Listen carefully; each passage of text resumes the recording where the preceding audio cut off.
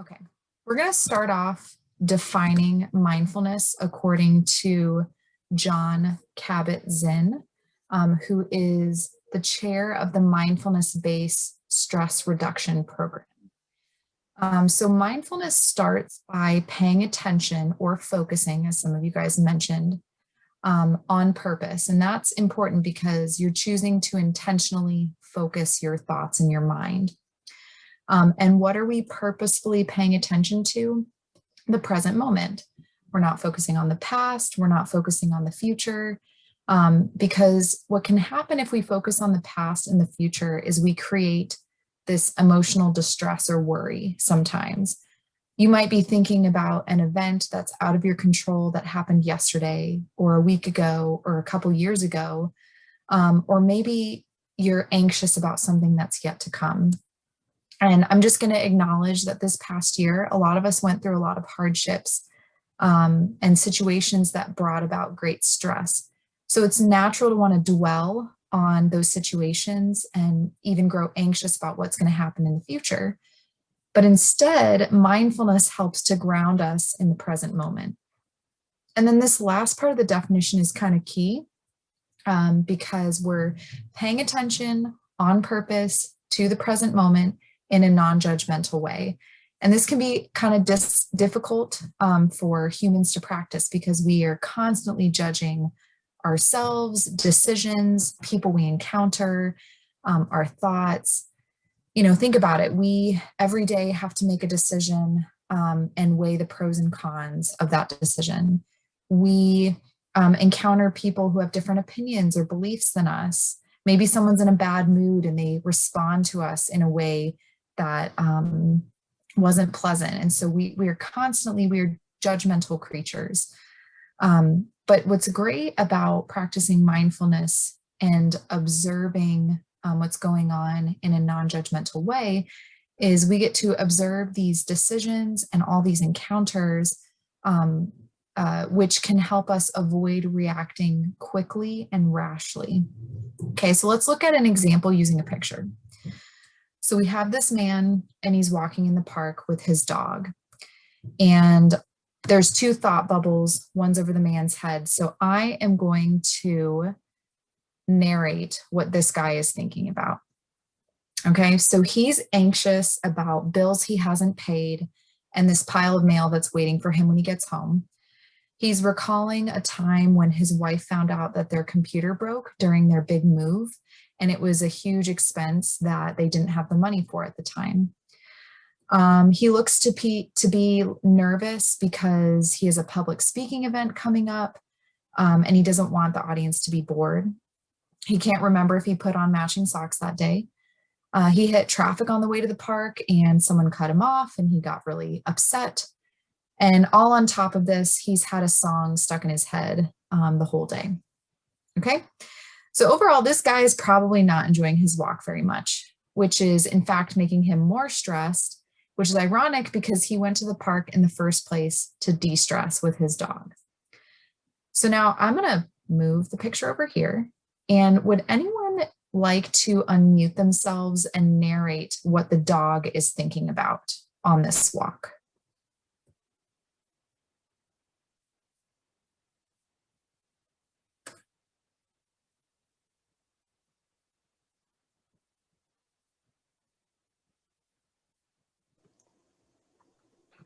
Where's the squirrel? Where's the tree that I can do my business with? What smells good? Ooh. Joanna, it's so funny you mentioned the squirrel because when I was looking at this picture, I was thinking, there's no squirrels in this park. I can't chase any squirrels. That's so funny. So absolutely. So maybe he's noticing, okay, there's no animals around. It's actually pretty still. Do you notice anything else about his thoughts? They're all pretty empty. Go ahead. I think we have Joanna and Christina speaking. So either one, you guys go ahead. I was just say they're fairly empty on the dog's part. Right. So he's very straightforward thinking probably, okay, there's a couple green trees, the sun's out, not a lot of things happening. I'm focused on the walk, the park where we're in. Doesn't seem to be any inclination that he's worried, that he's distracted. It's just, this is the scene in front of me. This is what's going on. So perfect. Thank you. Thank you both for being brave and chiming in. So essentially, if we looked at the man versus, I'm trying to zoom out of this, the man versus the dog, the man's mind is full and the dog is mindful. So paying attention on purpose in the present moment, non-judgmentally. So our goal then, if we're trying to be more mindful, is to be more like this dog.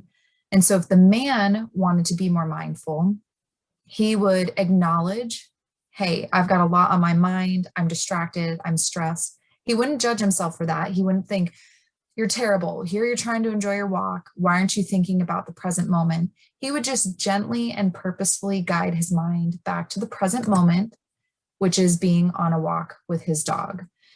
And some would say that his dog is his anchor. So if hopefully throughout tonight, you might be able to think of an anchor for you that kind of helps you be present and not distracted by what's going on in the past or the present, or excuse me, the past or the future, and sometimes the present. Okay. So when we talk about being present, paying attention on purpose in the present moment, non-judgmentally, we do have to talk about the nature of our minds, because some natural tendencies can stop us from being mindful. So let's go through some of these. One, especially in today's day and age, I'm sure you guys can agree, we have this constant need for stimulation. And I had this conversation, I think, with my family the other day about how, we have TikToks, we have these really short snippet videos, ads are really short and quick. We don't have the stamina to just sit down and enjoy something anymore. Everything has to be super fast. And I even find myself in like a 1 or 2 minute video, fast forwarding just to get to the point that's the end. And so I notice too, when I'm walking or out and about, people have a hard time sitting just with themselves or enjoying the company of others. There's always this distraction of or need for stimulation. So people will listen to music, they'll check their phones on social media, they'll scroll through their pictures, they'll call someone while they're on a walk because they don't want to be alone. And I think now more than ever, we kind of have a difficult time having downtime from technology. So I'm going to challenge you guys. There's 2 things that I try and do every once in a while. So if you find yourself waiting somewhere, like if you're at a doctor's appointment, you're in the waiting room, try and not touch your phone. Just observe things in the room, maybe start up a conversation with someone, see what music is on, maybe there's a radio station playing, and just observe.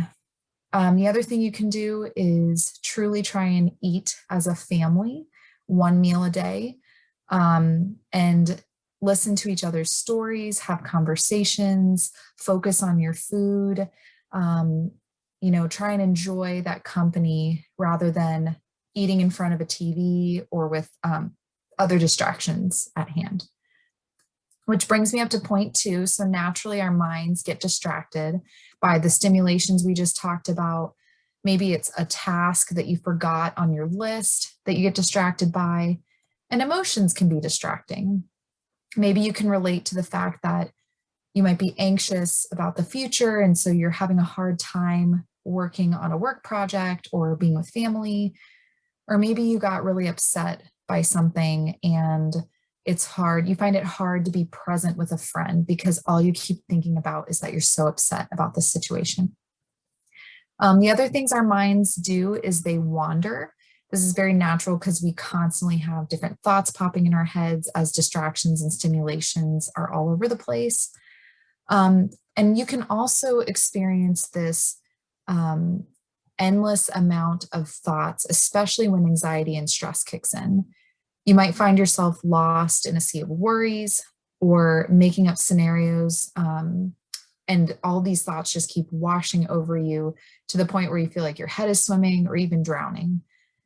And then this last one, I just find comical because in today's day and age, we are so big on multitasking because that means increased productivity. And people will take pride in it. They'll write it on their resumes. I'm a great multitasker. But we're finding that multitasking might not actually be a thing, and it might not be to the advantage that we were originally thinking it had. So the next exercise that I want to do with you guys, if you are able to grab a piece of paper and a writing utensil, please do that. I'll give you guys a minute while I set up this timer, but you're going to need something to write with, and it could be a scrap piece of paper, a sticky note. We're not going to be doing a whole lot of writing, but it would be great if you could grab that so you could participate in this activity. I'm going to just get my timer set up so we are ready to go. And if you don't mind letting me know that you have your paper and writing utensil ready, so you could either turn on your camera and give me a thumbs up, or you could write in the chat, or you can unmute yourself, or I just want to make sure to give people enough time. Maybe they have to travel across the room to grab something. Okay, we got an all set. I see someone on their camera. This is great. I'm ready. Perfect. I got a thumbs up. Excellent. Okay. Okay, so I'm going to explain what we're going to be doing. So all of this is instructions, and I'll tell you when you're supposed to do something. So hang in with me for a second. Okay. So the first thing you're going to do is you're going to write 4 lines parallel to each other. Doesn't have to be different colors. I've chose different colors so I can explain which line I'm directing you to. Okay. So 4 lines parallel to each other. And then don't write this part yet. So as soon as you've drawn 4 lines, you can put down your writing utensil. I'm going to explain what we're going to be doing.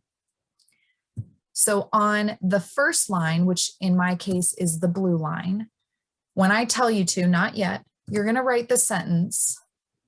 Let's see if my animation will go.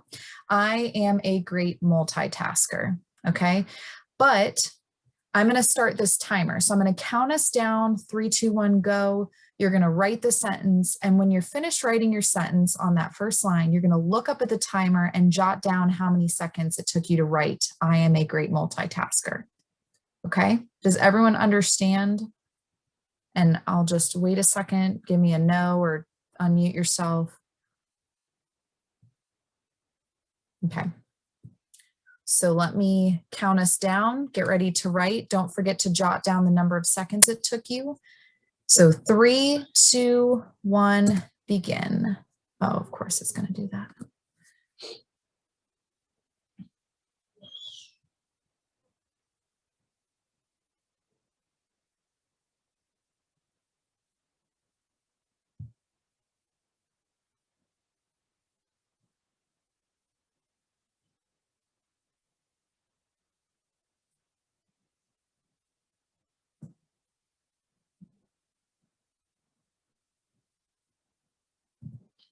Okay. I usually find 30 seconds is roughly enough time. I apologize if it wasn't. Hopefully you wrote down some time that it took you to write, I am a great multitasker. Now we're going to do this again, but we're going to write something different. So again, you can go ahead and put your writing utensil down. I'm going to explain the instructions.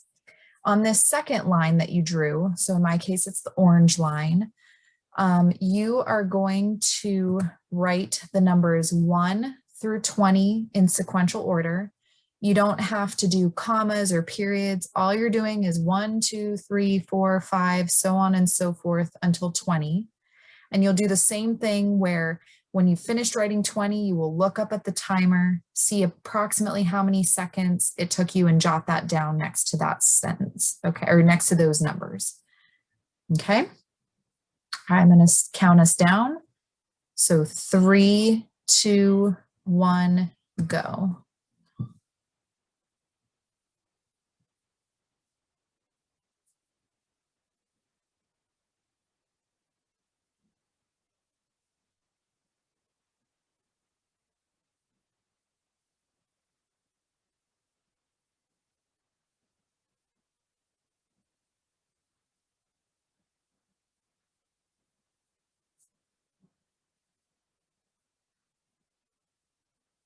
Okay, I'm going to stop it at 30 seconds. Hopefully that was enough time. Hopefully you jotted down something.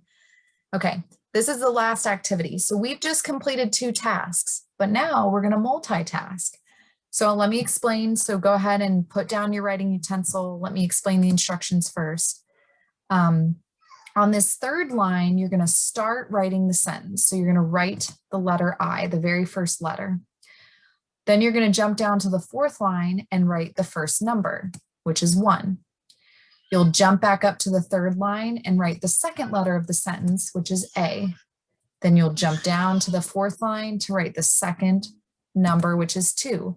So you'll go back and forth, M3, A4, until you've completed the whole sentence and the whole sequence of numbers back and forth. Okay, and again, when you've finished both the sentence and the sequence of numbers after going back and forth, you'll look up at the timer, see how much time it took you, and write it down next to your sentences, okay? Does anyone have questions about that one before I press play? Okay, I'm going to count us down. 3, 2, 1, go.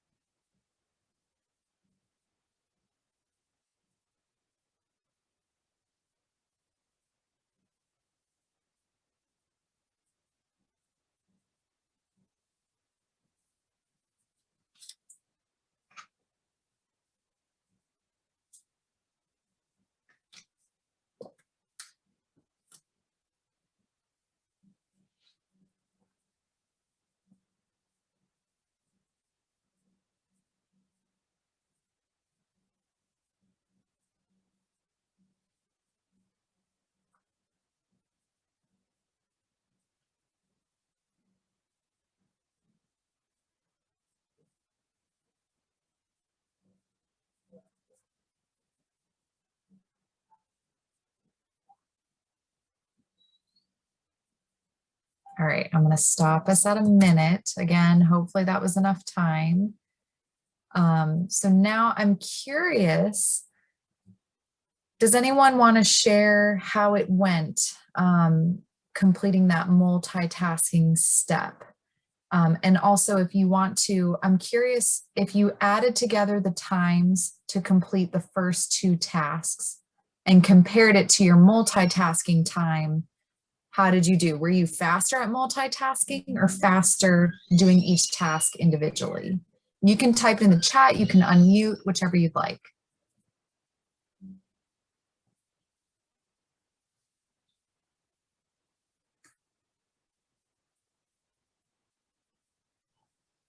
Hello. Hello. Hi. I was slower as a multitasker, Okay. and every time I wanted to put a number down, I wanted to put a letter down. And then I'd be like, no, we're on the other one. No. So it would just go back and forth. Absolutely. I felt the same way doing this exercise. You're like, okay, I have to remember I'm writing a letter now, not a number, even though my brain is thinking about a number. Yes. Well, thank you for sharing. Does anyone else have an experience with this that they want to share?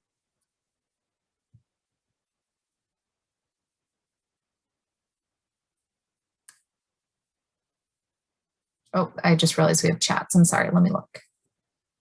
Much faster when doing them separately, individually. Okay. I think that tends to be the case for most people. Maybe your brain is wired a little differently and you are faster at multitasking. A 7.5-second difference. I found the multitasking fun, like a race against time. I do think this is kind of a fun activity at times, but it can also be a little stressful. I remember doing this and thinking I was frustrated because I like you, Erica, I was thinking numbers when I was supposed to write a letter and vice versa. And I felt slow and kind of disjointed. I wanted to do something a little different.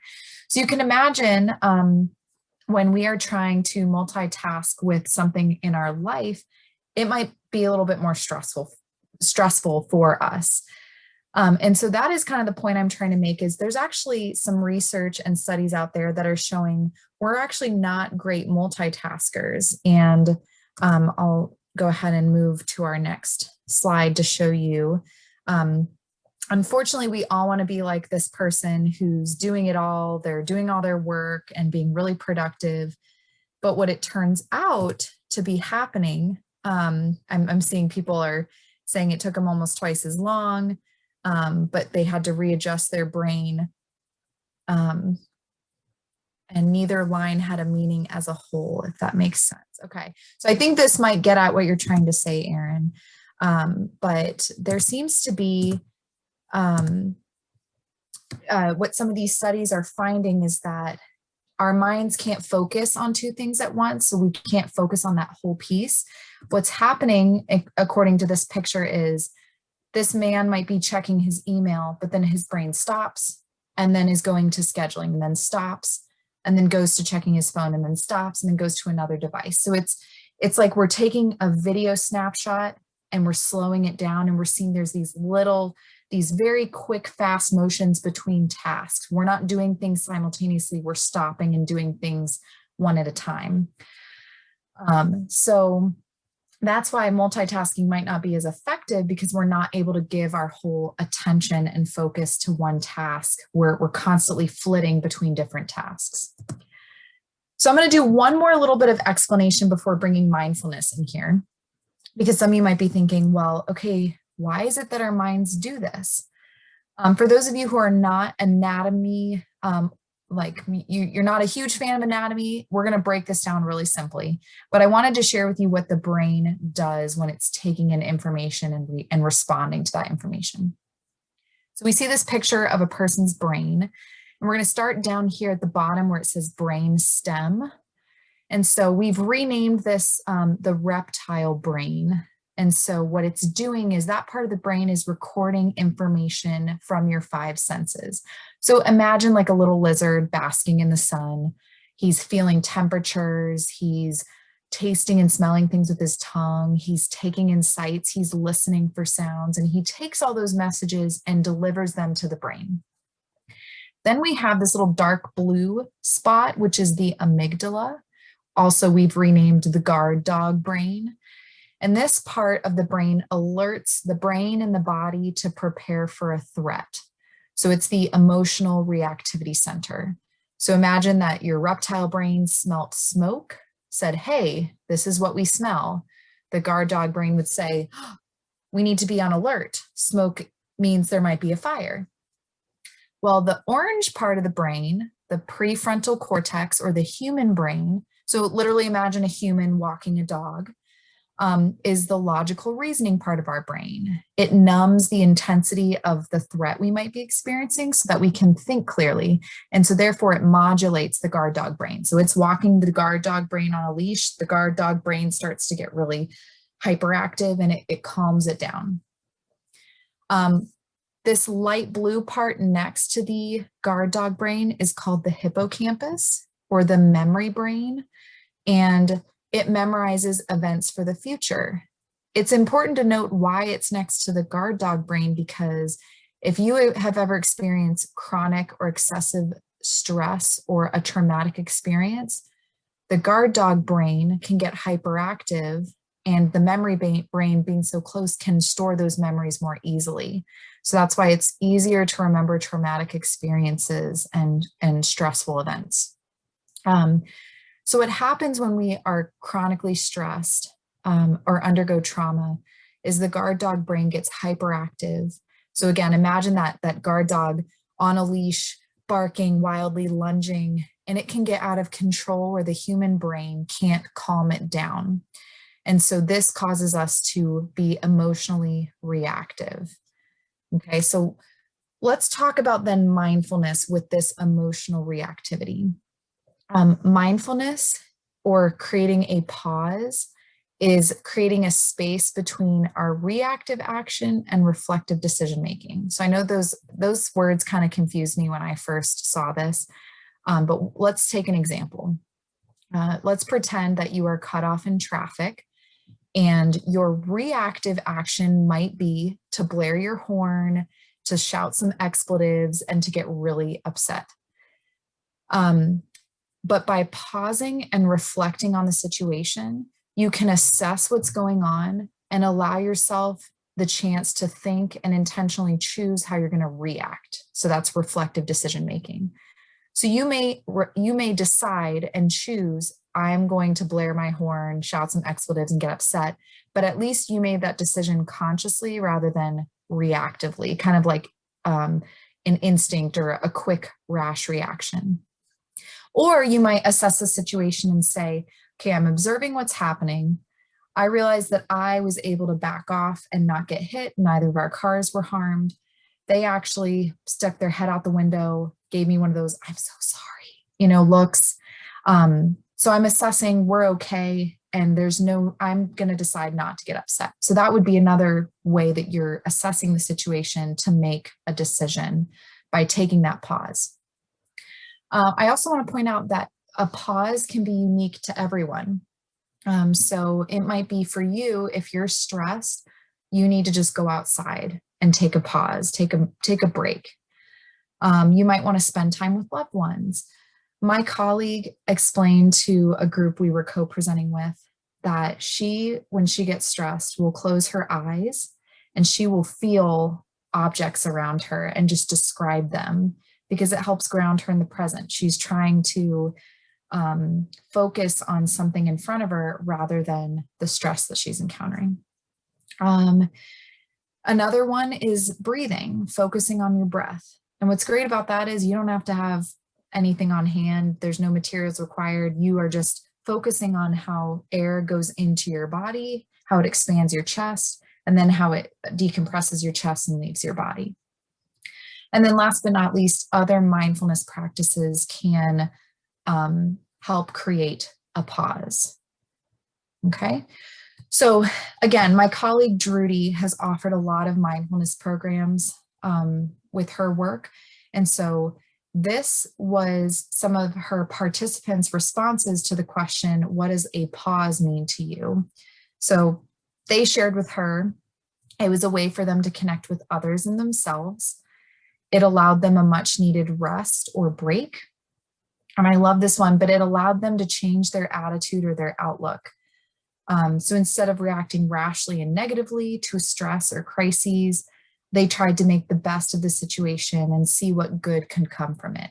So this is like the old saying where when life hands you lemons, make lemonade, or how are you going to play the cards you're dealt? Because no matter what, we can't control the stressors that we experience, but we can control how we react to those stressors. And then I love this too, but some of her participants pointed out that our bodies are amazing with what they can do and what information they can tell us. We just sometimes need to pause and listen to what they're saying and what they need. So sometimes it's, I need to get moving. I need to be up and active because I've been sitting all day and I'm feeling very tense as well as stressed. Or I really just feel off and unable to focus, and that's because I haven't eaten very well today. And then last but not least, for her participants, a pause was helping them be able to deal with their emotions. And I'll just share a personal example. When I was in college, I would find sometimes I would feel off all of a sudden, and I didn't know why that was. And so it wasn't until I finally just sat down with my thoughts and I allowed thoughts and memories to just come into my mind until I could find the one that struck a chord and made me cry. I know that sounds silly, but as soon as I started crying, I was like, this is why I feel off. And I instantly felt this relief, and I felt like I could move on and deal with that and just feel so much better. So this is also, all of these things are different ways that you can practice mindfulness, okay? So mindfulness, I wanted to clarify some misconceptions. It is not a religious practice. It is, in today's day and age, very secular. As we talked about, it's paying attention on purpose in the present moment in a non-judgmental way. And you may hear some of these terms be used in different religions, but it's not necessarily tied with a religion. It's also not overindulgence or self-centeredness. And a lot of times you'll hear parents or mothers say, well, or people who care for another person, I can't care for them if I'm taking care of myself. But, there's that old saying where if your cup is empty, how are you able to quench someone else's thirst? You can't pour out anything if you have nothing to give. It's also not a cure for all. It's not smooth sailing and feeling good. You'll notice sometimes when you're left sitting in the present moment that it might ramp up some feelings and it might bring you to tears, or you might be doing a mindfulness practice where you're scanning parts of your body. And if you have chronic pain in that area, it's not just going to relieve that pain. Mindfulness is also not doing, but being, meaning like it's a state of mind that you put yourself in. And it's not just meditating. So a lot of times people think you have to sit in a certain yoga posture and you have to say Om and like meditate. There is more formal mindfulness practice that can involve meditation, but it's not always meditation. Okay. And then I just wanted to bring up that there's a lot of research out there about mindfulness. And so these words that you see in the blue circle here are some benefits that mindfulness can bring. And you'll just notice that a lot of these things can trickle into other areas of your well-being. So if you're able to communicate better with others, you might find that your social wellness has improved. If you're able to focus or cope with stress better, you might find that your intellectual wellness is improved because you can retain information better. You can feel more focused on a project. So there's all these benefits that can affect other areas of your life. So there's two ways to practice mindfulness. There's informal practices and formal practices. So informal would be doing any activity more mindfully. You're just more engaged, focusing, paying attention in the present moment on that activity. So this could be something as simple as like brushing your teeth. Instead of thinking, what tasks do I have to do today? And, did I eat breakfast? I'm already brushing my teeth. You would be focusing on the bristles, the taste of the toothpaste, the motions. You'd be focusing on that activity. Same with your breath. If you were stressed and you decided, I'm going to take a couple deep breaths, focus on that airflow and recenter myself to the present, that's more informal mindfulness. Whereas formal mindfulness it can be related to more meditative practice, but it's more intentional, meaning you're making yourself sit down and do something on a more routine basis. And it can help cultivate a better presence of mind.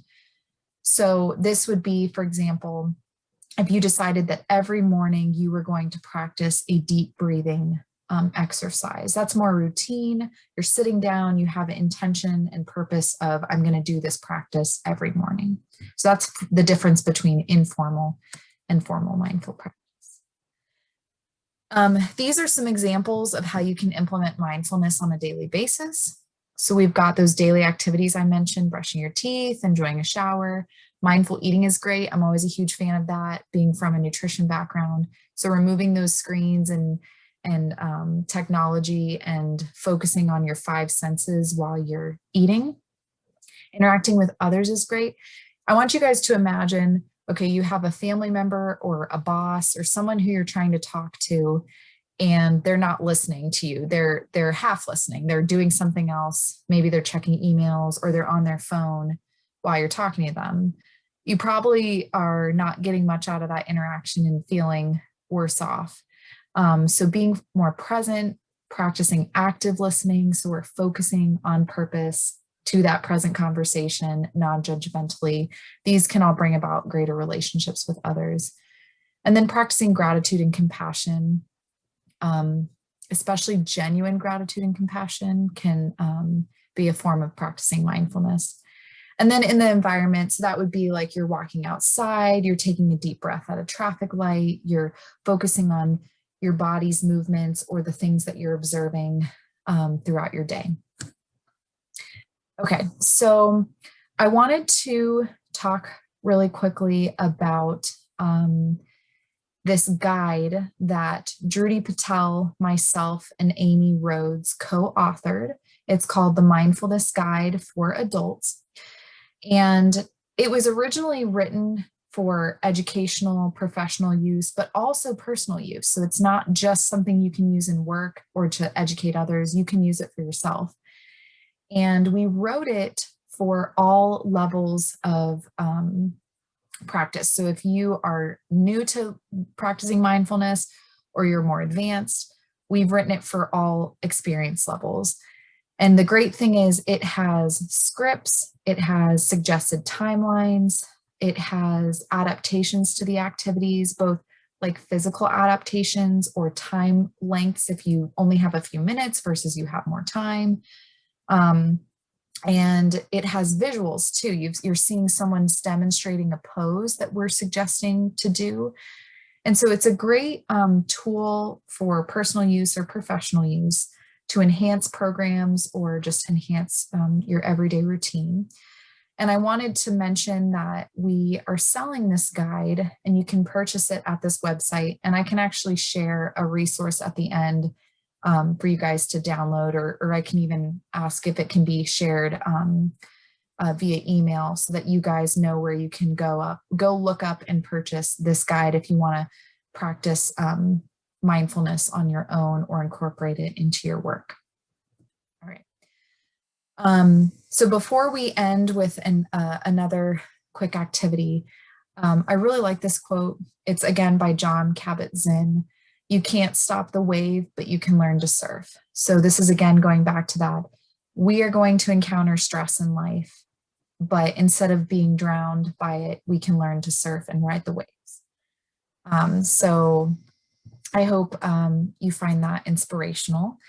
And I want to, before we conclude with some Q&A, I just wanted to run you through a quick mindfulness exercise about doing some stretches. So we're going to do some neck stretches. I don't know what kind of a day you had, but I was staring at a screen and my shoulders always get a little stiff. So you can keep your screen off, you can keep your screen on, you can close your eyes, you can keep them open. It's whatever you feel comfortable with, but I want you to just sit in a relaxed position. I find that just to kind of naturally drop your shoulders so that they're loose at your sides helps, and then hold your head up in a dignified posture is what we call it, so that you're not like slumped over or putting more strain on your neck. And I'll keep my camera on so you guys can see. But we're going to first start off with some deep breaths. So always in through the nose and out through the mouth, and we'll just do 3 of those in a row. So we'll do in through the nose and out through the mouth. And in through the nose and out through the mouth. And just really follow your breath as you're doing this. In through the nose and out through the mouth. And then when you breathe in, I want you to touch your chin to your chest. And breathe out.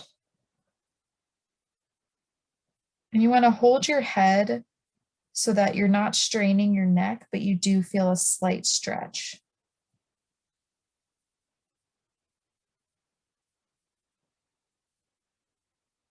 And on that next inhale, we're just going to bring our head back to a neutral position.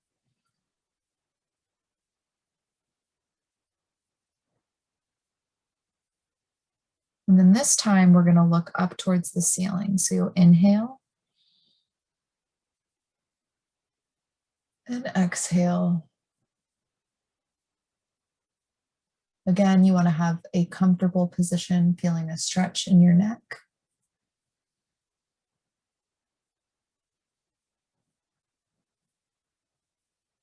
And then when you inhale, I want you to bring your head back to a neutral position.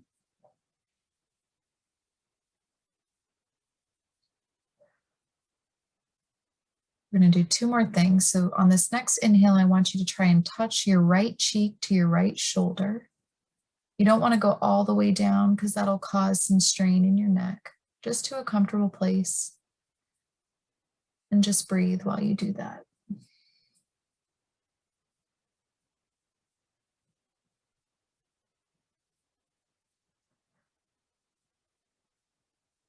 Bring your head to a neutral position as you breathe in. And when you breathe out, go ahead and go to the other side. So you're going to touch your ear to your shoulder. Just feel a slight stretch in the other side of your neck. And then breathe in. And breathe out.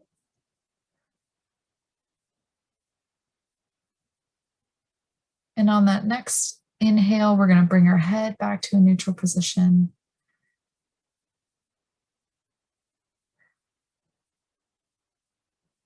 And we'll take one more deep breath. Follow your breath in. And follow your breath out. Okay. I'm going to open my eyes.